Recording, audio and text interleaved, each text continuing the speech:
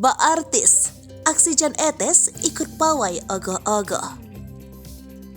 Jan Etes bersama ayahnya Gibran Rakabuming ikut pawai ogoh-ogoh Sabtu 18 Maret 2023. Pawai dalam rangka menyambut Hari Nyepi itu pertama kali digelar di Kota Solo, Jawa Tengah. Gibran yang merupakan wali kota Solo bersama anak kompak memakai udeng Bali.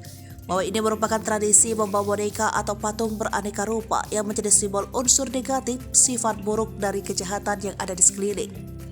Pawai ini juga sebagai bentuk apresiasi dan toleransi antar agama dalam rentetan acara penyambutan Hari Nyepi 2023. Ogoh-ogoh berasal dari sebutan ogah-ogah. Dalam bahasa Bali berarti digoyang-goyangkan.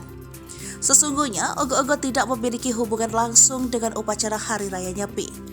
Namun, sejak Presiden memutuskan Hari Raya Nyepi menjadi libur nasional pada tahun 1983, ogoh-ogoh menjadi bagian perayaan menjelang Hari Raya Nyepi. Ogoh-ogoh menampilkan patung buta kala yang diarak keliling desa satu hari sebelum Hari Raya Nyepi. Awalnya, arak-arak dilakukan di sejumlah tempat di Denpasar. Setelah mengikuti pesta kesenian Bali, pawai ogoh-ogoh makin menyebar ke sejumlah tempat. Ogoh-ogoh dalam kebudayaan Bali yang menggambarkan kepribadian buta kala. Dalam ajaran Hindu, buta kala mempresentasikan kekuatan, alam semesta, dan waktu yang tidak terukur dan terbantahkan. Ogoh-ogoh sebagai ungkapan spontanitas untuk memeriahkan ngerupukan, namun tidak ada hubungannya dengan Hari Raya Nyepi. Para cendekiawan Hindu Dharma mengambil kesimpulan bahwa ogoh-ogoh melambangkan keinsafan manusia akan kekuatan alam semesta. Kekuatan tersebut terbagi menjadi dua, yaitu kekuatan Buana Agung dan kekuatan Buana Alit.